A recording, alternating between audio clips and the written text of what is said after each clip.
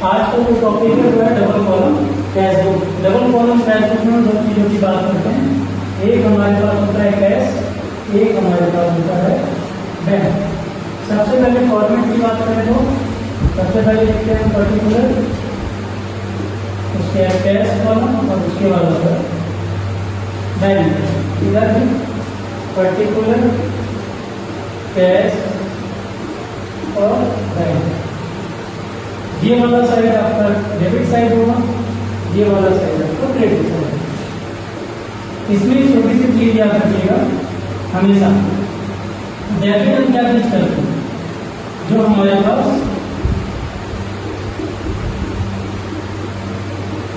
आता है, और क्रेडिट हम क्या चीज करते हैं, जो हमारे पास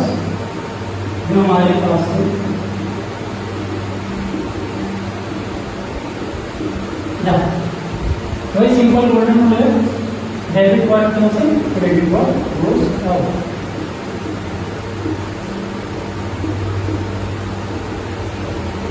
और यहाँ पे इन और आउट की बात होती है कैश या बैंक पर्सपेक्टिव से, ठीक है। पहला, अगर मान लीजिए आपने कोई सेल किया, sale of rupees 10,000 in cash, तो इस केस में क्या होगा, सामान बिक रहा है और पैसा मेरे पास आएगा। तो जब पैसा आएगा तो किस साइड में लिखते हैं, डेबिट साइड में कैश कॉलम में लिखेंगे 10,000 टू सेल, ठीक। अगर दूसरा एग्जांपल ले लें, purchase of goods for rupees 5,000 from bank. आपने कोई सामान खरीदा बैंक से, तो बैंक से क्या होता है, सामान खरीदेंगे, पैसा चला जाए, तो जो पैसा हमारे पास से चला जाता है उसको किधर लिखेंगे, क्रेडिट साइड में। अब क्रेडिट साइड में क्योंकि हमारे पास बैंक है तो हम भी इसको बैंक कॉलम में लिखेंगे और यहाँ लिखेंगे भाई पर्ची। इसी तरह से तमाम तरह के खर्चे, जैसे कि आपने रेंट पे कर दिया, कैश में 5,000 रुपये को आ गया, आपको कोई इंटरेस्ट मिल गया बैंक से, भाई इंटरेस्ट मिल गया बैंक में 4,000 लिखेंगे। सिंपल तरीका ये है, अगर कोई भी पैसा आपके पास आ रहा है तो डेबिट साइड में, पैसा जा रहा है तो क्रेडिट साइड में। अब जो कंफ्यूजन वाला पॉइंट है बस एक ही पॉइंट है कि जब हम बात करते हैं सिंपल किस चीज की, कि आपने बैंक में पैसा डिपॉजिट कर दिया या बैंक से पैसा विड्रॉ कर दिया, दो केस हम बना देते हैं। पहला case cash deposited into bank rupees 5,000, और सिंपल।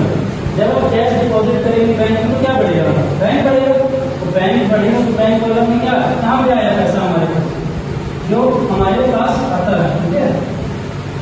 तो हमारे पास कहाँ है पैसा, आ रहा है, किसमें आ रहा है, बैंक में, तो यहाँ पे लिखेंगे बैंक 5,000 से मेरा बढ़ गया, और यहाँ पे उसी कटे उल्टा लिखेंगे कैश, क्योंकि हमने कैश को क्या किया, बैंक में जमा किया, तो मेरा बैंक बढ़ जाएगा। क्या कम हो रहा है, कैश कम हो रहा है, तो यहाँ पे कैश कॉलम में लिखते हैं 5,000 और यहाँ पे लिखेंगे भाई बैंक, ठीक। इससे एक बार अगर आपने कैश डिपॉजिट कर दिया बैंक में 5,000 तो मतलब क्या बढ़ेगा, बैंक बढ़ेगा, तो हमने बैंक को 5,000 से बढ़ा दिया, डेबिट क्या करते, जहाँ पे पैसा आ रहा बैंक बढ़ेगा मेरा, ठीक है। कैश अगर कम हो गया तो कैश जब कम हो गया तो कैश को क्रेडिट कर देंगे क्योंकि कैश चला गया, और यहाँ लिखेंगे भाई बैंक, और दोनों तरफ यहाँ पे हम लिखते हैं सी। इस सी का मतलब होता है Contra entry. Contra entry means, Contra entry का मतलब होता है जब भी हम कैश और बैंक को इंटरचेंज करें। इसमें टोटल दो केस बनता है, एक होता है कैश डिपॉजिट किया गया बैंक में, एक होता है कैश विड्रॉ किया। डिपॉजिट वाला सीख है कि भाई बैंक में जब हम पैसा डिपॉजिट करेंगे बैंक बढ़ गया कैश घट गया, ठीक है, अपोजिट लिखेंगे, टू कैश बैंक भी चला जाएगा, बाई बैंक कैश भी चला जाएगा। पहले इस कॉलम को भर लीजिएगा, यहाँ कैश हमारे यहाँ से गया, कैश कॉलम, बैंक में पैसा है बैंक कॉलम, उसी का ठीक उल्टा टू कैश, और कैश में पैसा आ रहा है तो बाई।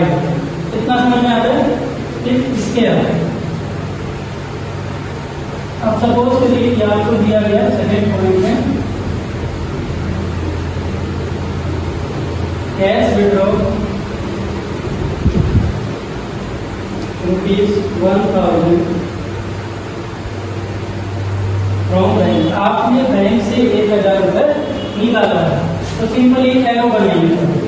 कैश विड्रॉ जब आप करेंगे बैंक से, तो आप बैंक से पैसा निकालोगे तो कैश बढ़ गया आपके पास और बैंक क्या हो जाएगा, कम हो जाएगा। तो जो चीज बढ़ता है उसको कहाँ लिखेंगे, डेबिट साइड में। इस केस में आपका क्या बढ़ा, कैश बढ़ा तो लिखेंगे 1000 और इधर लिखेंगे बैंक, वन बैंक। बैंक घट गया मतलब बैंक से पैसा चला गया, इधर लिखेंगे 1000, इधर लिखेंगे भाई कैश और इधर लिखेंगे फंड। पैसा किसी भी तरीके से आपके पास आ रहा है डेबिट साइड में लिखेंगे, पैसा किसी भी स्थिति में जा रहा है उसको लिखेंगे क्रेडिट साइड में। सेम वही आपको बैंक की भी कॉन्ट्रैक्ट में लिखेंगे। कैश डिपॉजिट करते हो बैंक बढ़ जाता है, कैश घट जाता है। कैश निकालते हो बैंक से, कैश बढ़ता है, कैश घट जाता है। बस इतना ही आपको डबल कॉलम कैश में ध्यान रखना। लास्ट में क्या करते हैं, लास्ट में बैलेंस कैरी डाउन करते। सारे क्वेश्चन को सॉल्व करने के बाद लास्ट में डेबिट और क्रेडिट साइड को मैच करते हैं। ठीक है, इधर कितना 5000, 2000, 7000, 8000, इधर कितना 5000। इसका बैलेंस कैरी डाउन कितना है, इसको लिखेंगे टू बैलेंस कैरी। ठीक, इधर 5000, इधर कितना 10000, 5000, इधर आ जाएगा 11,000। ठीक, आपको अमाउंट को मैच करके जो बैलेंस बच गया उसको कैरी डाउन देंगे। समझ में आता है इतना बात। ठीक, सिंपल है भाई। जो डेबिट और कम से जो आया उसको डेबिट करो, जो आया उसको डेबिट करना है, जो गया उसको बाय करो।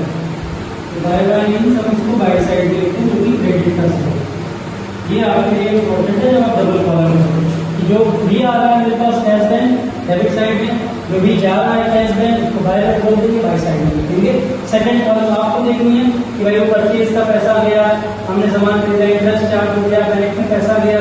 ठीक है, उस तरह सब चीजों को पहले पहचान की यही आपको देखनी है। जो भी आएगा डेबिट, जो गया वो क्रेडिट।